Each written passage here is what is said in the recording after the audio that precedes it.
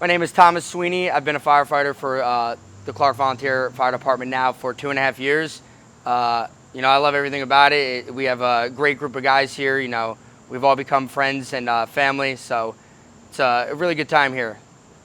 Some people might know, but not everyone. We have two firehouses in Clark. We have this one here on Broadway, and then we have the other firehouse on Raritan Road.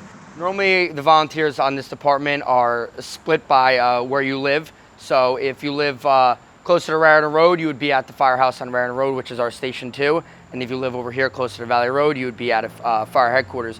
When we get a call, it's toned out to the whole department. So everyone goes to their assigned houses and we respond. If it's something very simple and engine 4, which is our engine over here, gets there first, we might call to engine 1, which is the engine out of Station 2. Hey, stand down, you're not needed here. But if it's a bigger call, and everyone's needed, both houses will go. We'll send whatever we need there, and we'll get the job done. So I've been a volunteer here for a little over a year now at the Clark Fire Department.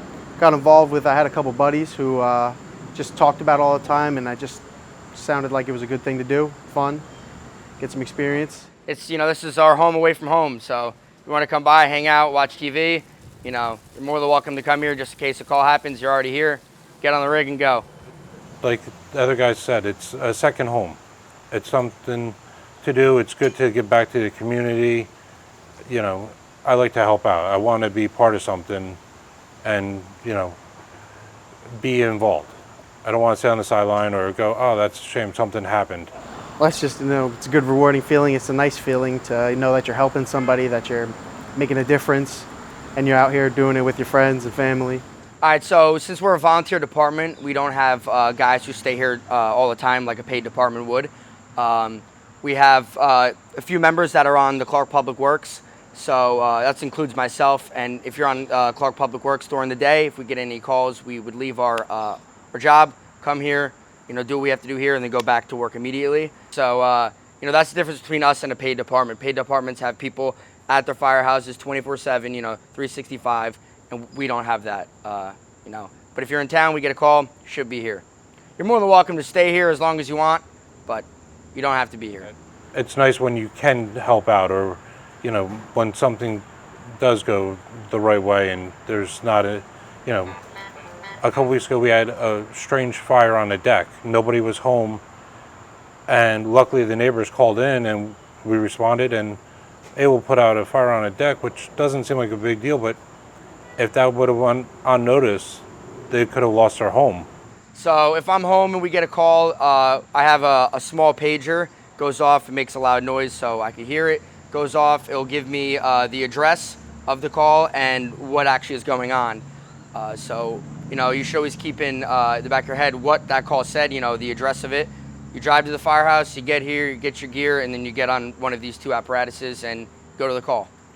And we do a lot of different things. It's not just, your typical fire. We also, in some of these storms with the flooding, we do water rescues. I've been on a bunch of different calls, from car extrications to house fires. We've, in the past, last year we had that crazy storm that popped up in the middle of the summer. We went to 85 calls that day. In one day. Firefighters here in Clark don't actually have a set shift on when they need to come. They need to just make a quota on a certain amount of calls out of the year to get all their percentages. Our officers, our lieutenants, captains, battalion chiefs, deputy chiefs, and our chief, they are on call from 6 to 6, 6 p.m. to 6 a.m., and that is broken up between those guys. They will be on call, obviously, through the night, just so make sure someone's there. But the rest of the firemen are not on call like a shift where you kind of all are on call 24/7. That kind of makes sense. We just need to make a certain amount of calls out of the year. So you don't have to go to every single call, but if you're in town, you really should show up to anything you can. So definitely should be around. And, we have several different boats, taking those out at different points to rescue people from not only their homes, but from cars that got trapped in flooded water, stuff like that. So, it's just not, running around to a fire call. There is entrapments in cars. There's, like I said, water rescues. We've we try to do it all, go around and hit everything. Probably the most interesting call I've been on was getting requested into Winfield Park for a cat stuck in a tree. We did not get the cat out of the tree. You guys still do that stuff, huh? We did do that. Engine 4 is stationed at headquarters and ladder 1. This is our newest apparatus. Both are fully functioning, can stand alone on their own.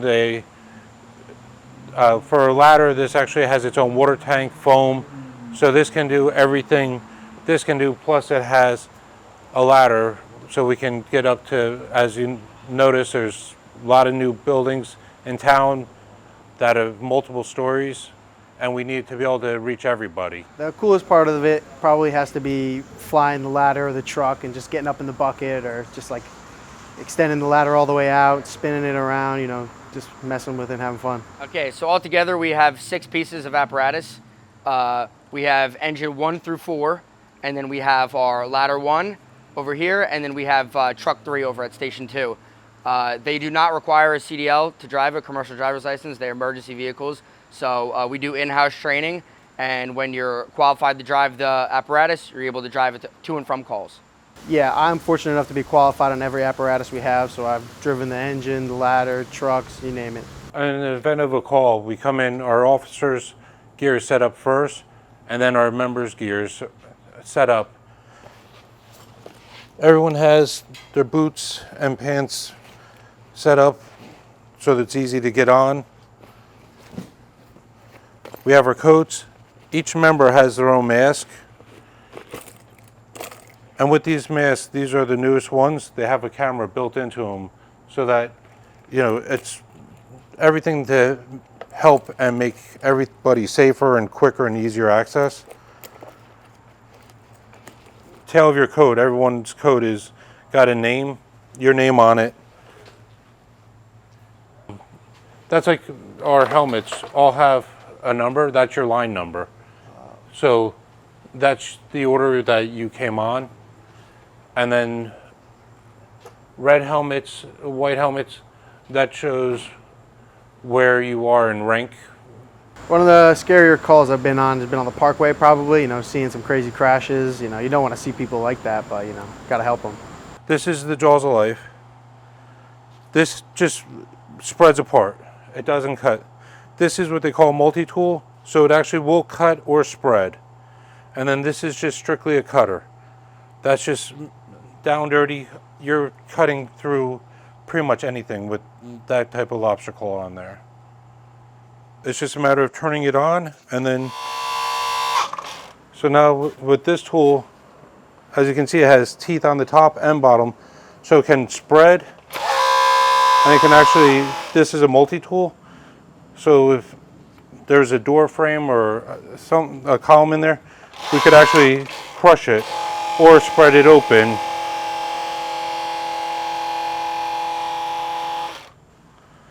So I mean, this is a lifesaver compared to needing a guy to get the pump, the hose, starting that up, hooking it up. Now I can grab this and go. We try to get the best stuff for the members. And we're always open to new suggestions, or something comes out. A lot of guys now want extrication gloves.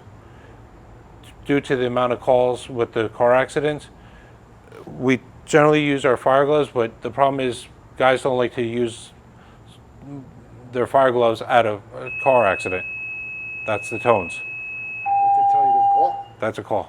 Clark Fire, you're responding. Usually, one request for one Clark engine in Kenilworth Fire Headquarters, 491 Washington Ave. I repeat, Clark Fire, you're responding.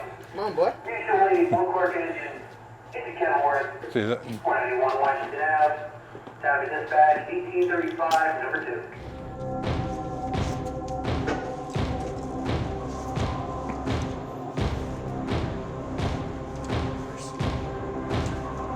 Did he leave?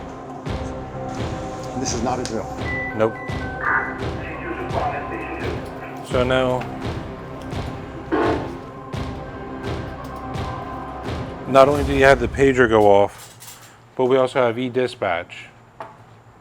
which indicates, so if you didn't have your pager on you, you still have a way to go. This is the secondary to the pager. And then last scenario is we still have the siren that you hear on Saturdays at 12 o'clock. We still have that in use for if things really go bad. So now what he'll get picked up. He'll be waiting. So our mutual aid comes out of station 2. It'll be engine 2 or 3 is our mutual aid engines. So they'll come here and pick up the members to respond to Kenilworth for the call to cover their town while they're fighting a fire. We'll be the backup to the town. Now, if the fire gets out of hand to a 2 or 3 alarm, they'll call us to the scene. It's coming from our station 2, our Raritan Road. Yes, call just came in.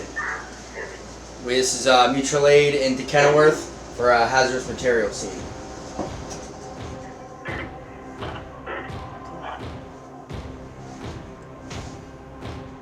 Fire attention, I got you on the scene, but I need you to switch over and off too. Alright, receive that. Clark Ninja responded for the fire department.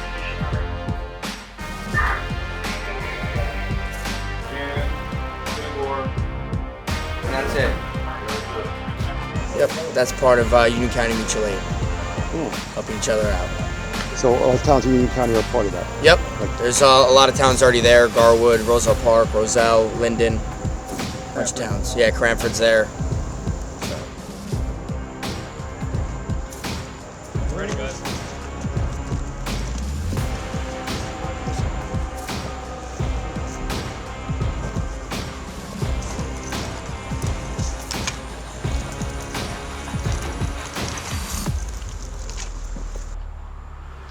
So now, here they have their identification tag. So when they get in the engine, one will go in the engine, and then if they get called to the scene, that will go to the officer in charge. So that's the accountability tag.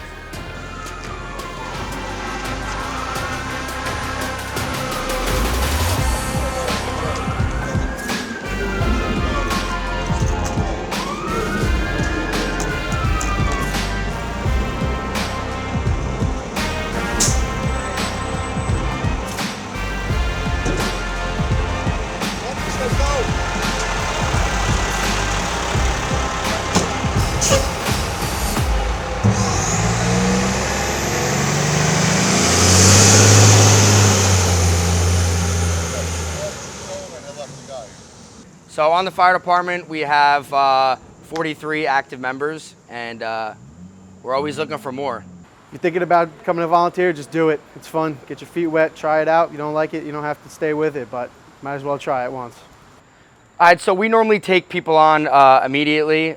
They just have to go through their physicals and stuff like that.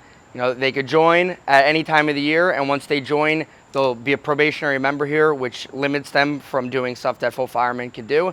And then once it's their time to go to the fire academy down in Middlesex, they'll go to the academy and they can get their Fire 1 certification and become full-time firemen. Yeah, I would definitely think about doing this as a possible career. I would love to do it, just being a part of a team somewhere and just helping the community out in any way I can. I just, my reward being on the department, I just enjoy doing it, you know. I have a good time here, good group of guys I'm with, you know, consider them friends, family. You know, it's good giving back to the people, you know, the town you live in, the town you work for. You don't need to necessarily become a volunteer to get a full-time paid gig, but it helps, gets your feet wet, gets you involved with it, it gets you to see what you're getting yourself into. So you have to be 18 years old to join. There's not an age limit as long as you're still physical and you know, you're good, you pass physical, should be good to join. Okay, so if you want to become a volunteer, you can come down here, you can get an application, and if you're qualified, you know, you go get your physical, you get everything done, and you pass, you join the team. So yeah, we've had a few members on this department who went from volunteer to paid. We've had people go from all different towns, from Linden, Rahway, Cranford, Westfield, you know, North Plainfield. So this is, you know, if you want to become a paid fireman, this is a good place to come to figure out if you really like it. You know, come here, you know, you get your feet wet. If you enjoy it, you can take your test and try to become a paid fire department. It's a good place to start. You know, you can find out a lot about us at on our website Facebook and Instagram. You could get an application online. You could come down here and get a hard copy of an application. You know, it's a really good thing. We all love it down here, so you know, we'll be happy to have you, and it's great to serve our community.